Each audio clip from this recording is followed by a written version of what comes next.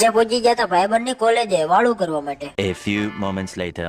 બધા મિત્રોને જય દ્વારકાધીશ અને જય મા શક્તિ. આજે આપણે જવાનું હતું બીટી સવાણીએ, જ્યાં તો ભાઈબંધની કોલેજનો ફંક્શન અને ત્યાં જ હતું વાળુનો પ્રોગ્રામ. खतरनाक लोग हैं. હું આવી ગયો તો બીટી સવાણીએ, બરોબર વાળુના ટાઈમે જ પહોંચ્યો. हमारे यहाँ ऐसा ही होता है. હું પહોંચ્યો ત્યાં તો ભાઈબંધ ધુરંધરના ગીત ઉપર ડાન્સ કરતો. હવે આપણે કઈ કહેવાય નહીં, આપણે જમવા આવ્યા હતા. ભાઈબંધનો ડાન્સ જોઈને લાગી ગઈ હતી ભૂખ, એટલે આપણે આવતા રહ્યા વાળું કરવા. મને લાગ્યું કે હું એક જ વાળું કરવા આવ્યો હતો, પણ આયા તો આટલા બધા લોકો વાળું કરવા આવ્યા હતા. પછી તો શું, અમે પણ થાળીને શણગારીને આવી ગયા વાળું કરવા માટે. તું સમજા? હા. નહીં, તું સમજા નહીં.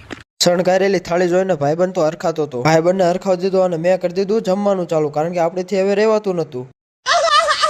ખાવાનું એટલું વધી ગયું હતું, પછી હાલવાનો વેતર નો રહ્યો, આવી ગયા સીધા લિફ્ટમાં. અમે વાળું કરી લીધી હતી, એટલે અમે નીકળી ગયા હોસ્ટેલે જવા માટે. હા, તે સારું, હાલો અમે હોસ્ટેલ પહોંચ્યું. ત્યાં સુધીમાં તમે લાઈક એન્ડ સબસ્ક્રાઇબ કરી લો. खत्म. Bye bye, tata, goodbye, गया.